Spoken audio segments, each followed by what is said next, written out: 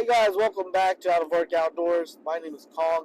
Today's drive talk is about something that I saw on Facebook the other day.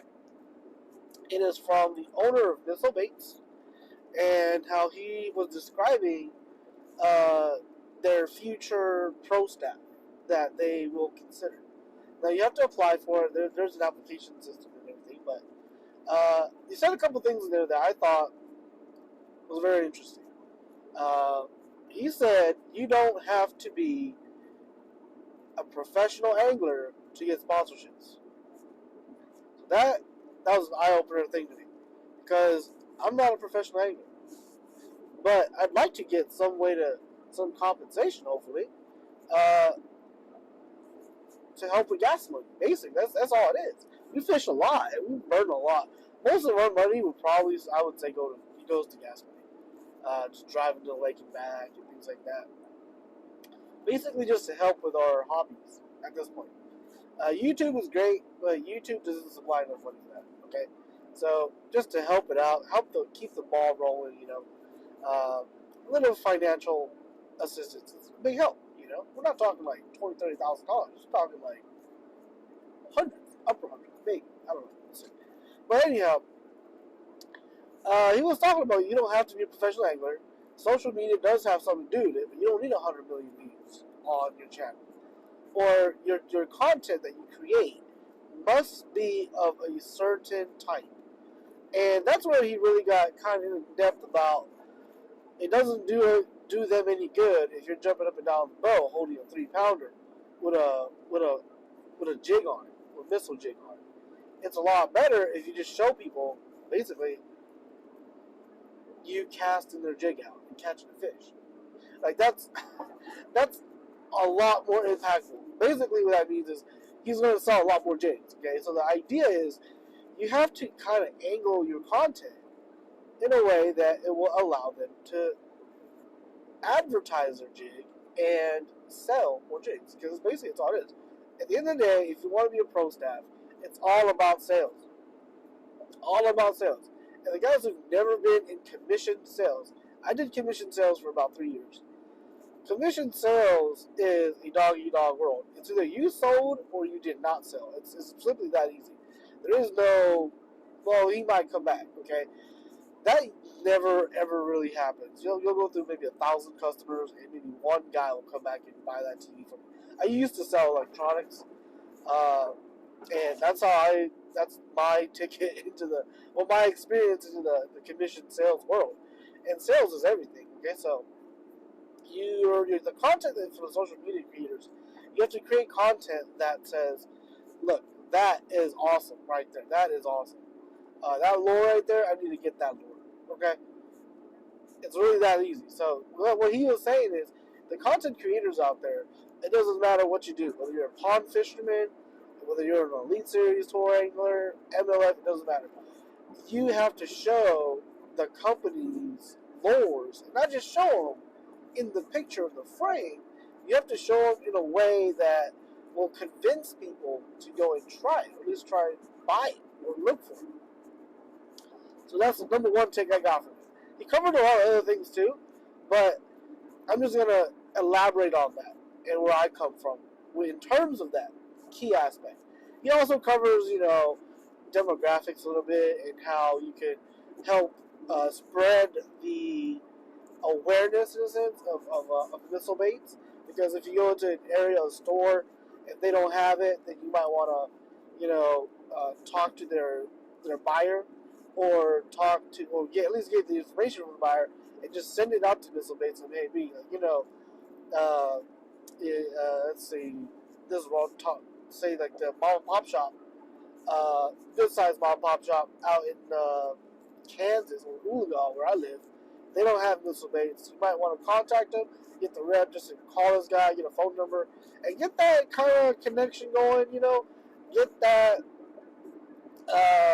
That's how you get your name to climb the rank of the ladders when it comes to sponsorships, and that's how you build relationships with companies. So that's actually pretty cool. I didn't really thought of that. Okay, so that's the second thing that I got from that video. But let's just go back to the first thing. First thing was content. And he also mentioned the content cannot be like a commercial, which is key. And in my opinion, I align exactly with that. I'm a buyer, right? I've bought like every company's lures basically that, in my opinion, looks good. Okay. And in terms of missile baits, okay, I've tried a lot of other stuff. I like the big worm, which I was on the website yesterday. I couldn't find the big worm anymore, so I was a little disappointed. The big worm, it's a fairly unique worm. I think it's an 8-inch worm, but it's got twin tails on it instead of twin ribbon tails. It's kind of cool. I still usually see that. I throw that in brush piles a lot, and that's really good. I like it. For some reason, I guess they don't make it anymore. The second best thing is, to me, well, actually, no, let's just start that again. The worm is probably the third best thing that I throw. The second best thing is the Baby Destroyer. The Baby Destroyer is, in my opinion, the best power shot worm, or power shot creature bait. It is deadly around bedding fish. I've caught so many fish doing that. It's my go-to. During the springtime, it's tied on for 3 months. It's that good. Flipping and pitching, the beaver's pretty good too. Don't get me wrong. That's how they made their name. It's pretty good, but I do have, like once again, it's not a commercial, so I'll be straight up with everybody. In terms of flipping and pitching, their beaver bait comes second to me. I like the Strike King creature bug a little bit better. It's got a little more appendages on it. Okay, so just trying to be honest, In terms of flipping baits, if we're flipping light stuff, right? If we're flipping, say, half ounce or lighter, I like the Strike King. If we're punching, then I go back to the missile baits. If I'm punching, okay, so that's the thing too, okay? In terms of punching, if you're punching thick stuff with a skirt, without a skirt, I go back to the missile baits beaver. That's how it is. That's how my works. I have different lures for different categories of things I want to do. Okay, so, and what color do I like? I like that toxic grape color. That's been the deal for me for 4 or 5 years now. That's what I buy. Toxic grape. Anything that's 1 ounce or heavier, 1.25, 1.5, with 80-pound braid on it. That's the bait I'm putting on that straight shank 4-aught hook. It's that simple. Okay, so that one comes in, close second. But in terms of these missile baits making money, okay, for me it goes back to the Ike jig. That Ike, I think it's called a headbanger. It's the offshore. It's the modified football head one, half ounce. If you're asking me right now, we're going offshore. We're dragging jigs. I'm bringing like 5 of those. Green pumpkin. That's all I throw is green pumpkin, and I pair it up with a NetBaits Pack-A-Slim. The one, green pumpkin again, with the pinchers dyed blue. That's it. That's all I throw. Trim the skirt back a little bit, just chuck it out there, just drag it. And I've won a lot of money. Like, that jig has won me a kayak. That jig has won me numerous top 5s. And I carry 4 or 5 in my tackle box at all times. So that to me, I feel like that last couple minutes I just gave you is much more convincing for you to go even try that jig if you've never seen it before. Oh yeah, by the way, just as an asterisk, that jig was designed by Mike Eichenelli. Okay, so that had a little bit to do with it. Okay, for me even buying the first one. But at the time I was really experimenting with jigs. I bought everybody's jig. Being honest, right? Full disclosure, I bought Ike's jig, I bought Swindle's jig, I bought Denny Brower's jig, I bought a whole bunch of other random jigs too, like just generic Arky styles.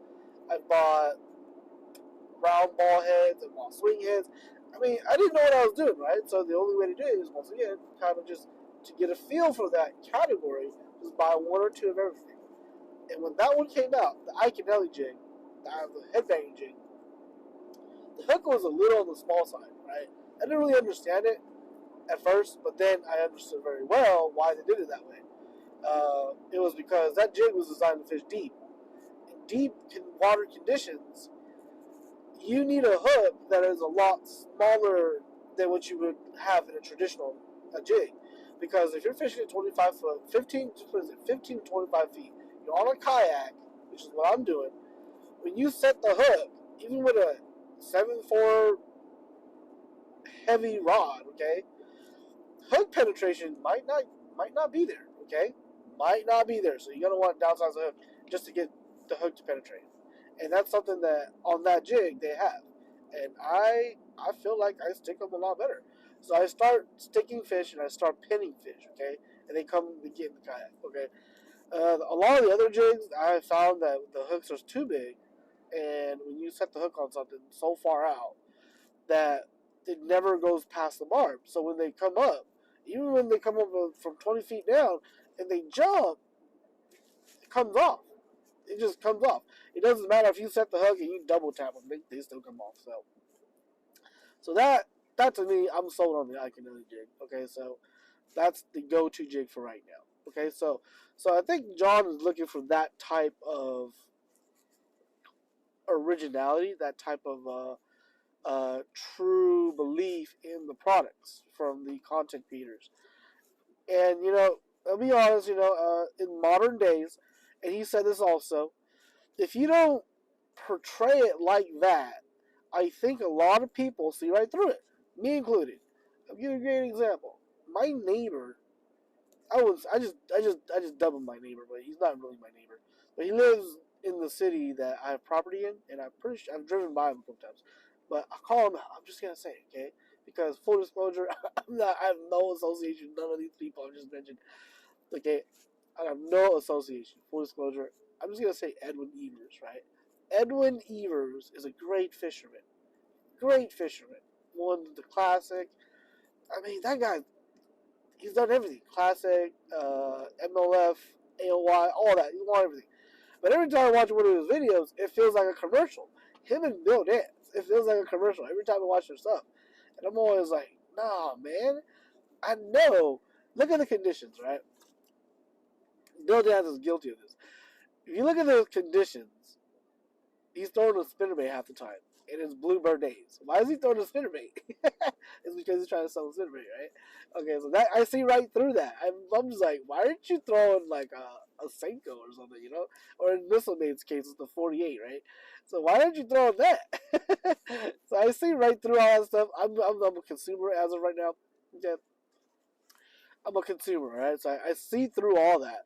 Social media has opened up our eyes, multiple eyes. Okay, so we're not easily tricked, but we do believe our friends' reviews. Okay, so that's what I got, guys. That's what I got. John Cruz, thanks for making that video.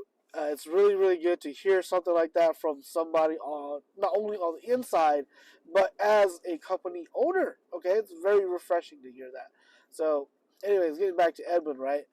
Edwin does excellent videos on his video channel, on his YouTube channel. I watch maybe half the videos, which is a lot, right? It's really good. I really like Edwin. I like his personality and all, but every time it's always like he catches a fish. It's like I don't want to hear about the Berkeley chop or whatever anymore.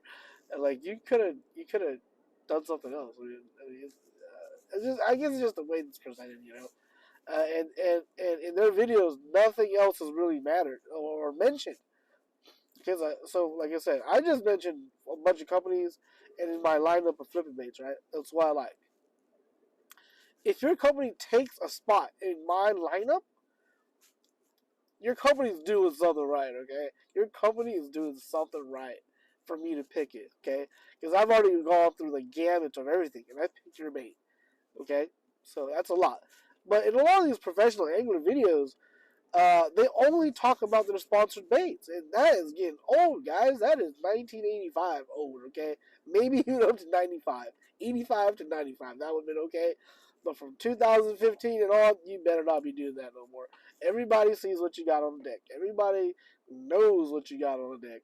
If you got something custom that manufacturers don't make, that opens up our eyes even more, okay? Like, we want to know what that is.